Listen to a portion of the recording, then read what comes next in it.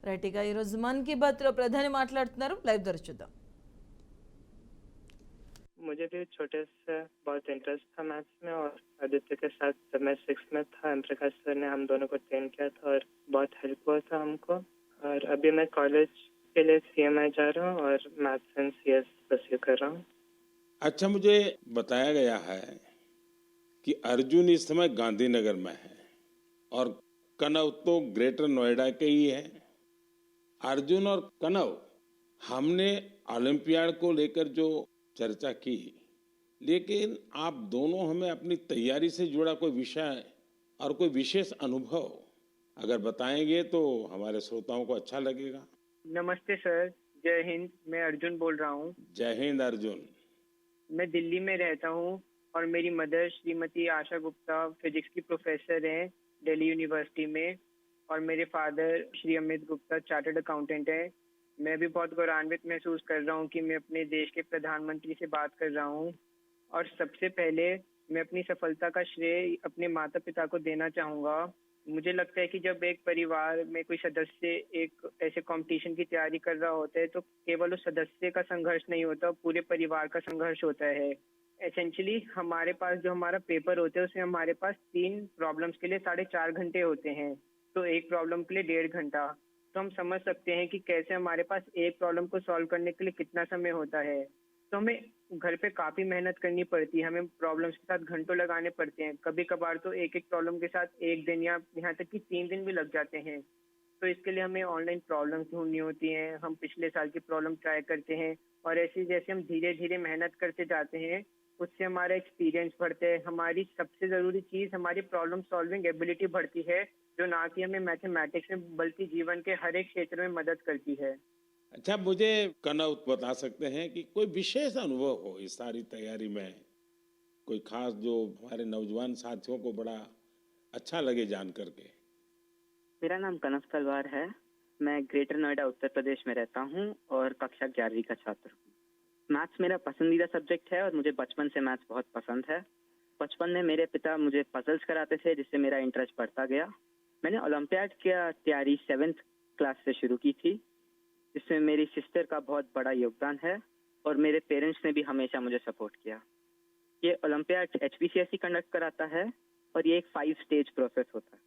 पिछले साल मेरा टीम में नहीं हुआ था और मैं काफी करीब था और ना होने पर बहुत दुखी था।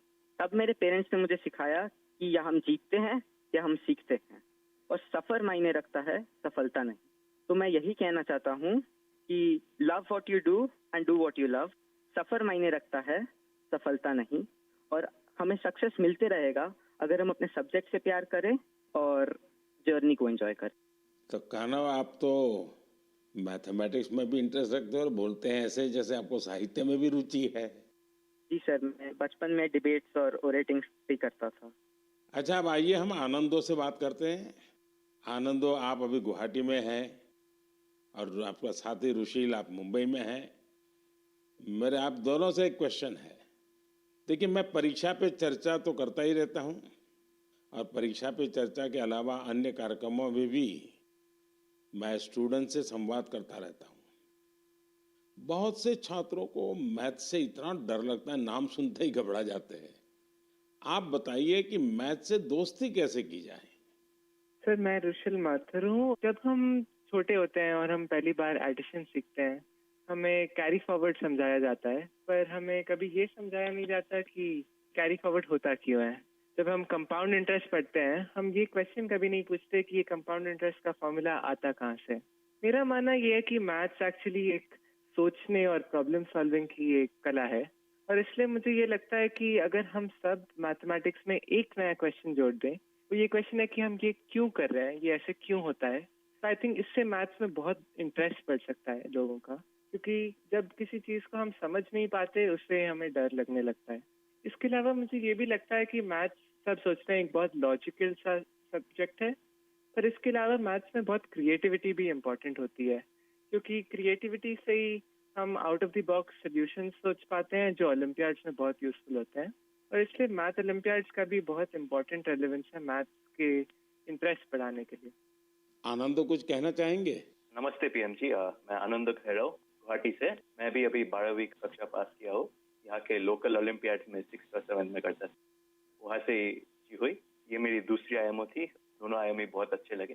मैं रुशिल जो कहा उससे मैं सहमत हूँ, और मैं ये भी कहना चाहूंगा कि जिन्हें मैथ से डर है उन्हें धैर्य की बहुत जरूरत है। कि हमें मैथ जैसे पढ़ाया जाता है, क्या होता है, एक फार्मूला दिया जाता है, वो रटा जाता है, फिर उस फार्मूला से ही 100 सवाल ऐसे करने पड़ते हैं, लेकिन फार्मूला समझे कि नहीं वो नहीं देखा जाता, सिर्फ सवाल करते ही जाओ, फार्मूला भी रटा जाएगा, और फिर एग्जाम में अगर फार्मूला भूल गया तो क्या करेगा। इसलिए मैं कहूंगा कि फार्मूला को समझो, जो रुशिल कहा था, फिर धैर्य से देखो। अगर फार्मूला ठीक से समझे तो 100 सवाल नहीं करने पड़ेंगे, 1-2 सवाल से ही हो जाएंगे, और मैथ्स को डरना भी नहीं है। आदित्य और सिद्धार्थ, आप जब शुरू में बात कर रहे थे तब ठीक से बात हो नहीं पाई। अब इन सारे साथियों को सुनने के बाद आपको भी जरूर लगता है कि आप भी कुछ कहना चाहते होंगे। क्या आप अपने अनुभव अच्छे ढंग से शेयर कर सकते हैं?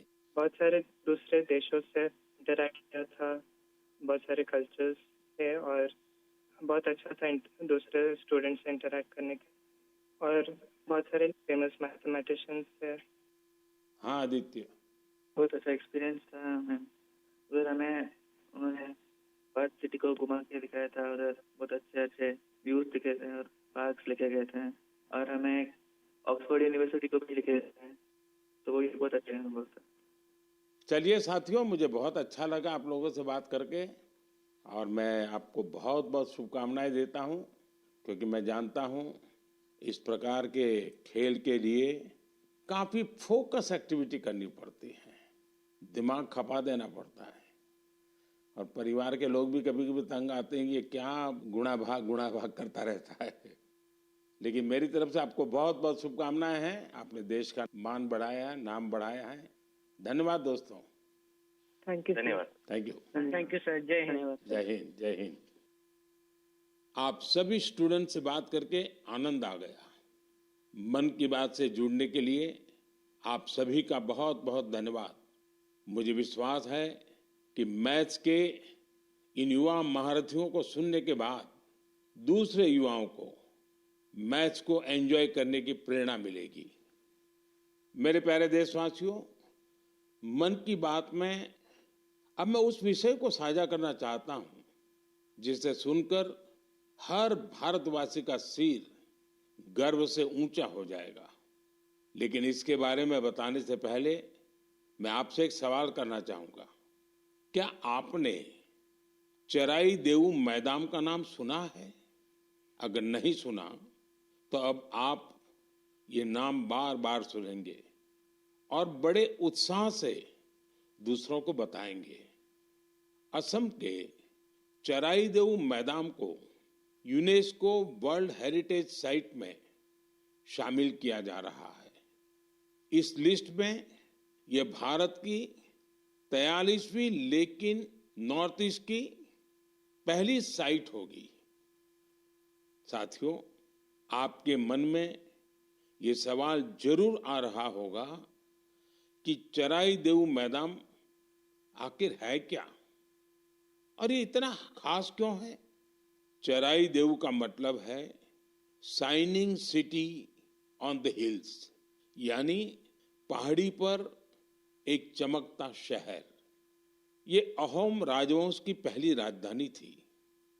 अहोम राजवंश के लोग अपने पूर्वजों के शव और उनकी कीमती चीजों को पारंपरिक रूप से मैदान में रखते थे। मैदान टीले नुमा एक ढांचा होता है जो ऊपर मिट्टी से ढका होता है और नीचे एक या उससे ज्यादा कमरे होते हैं।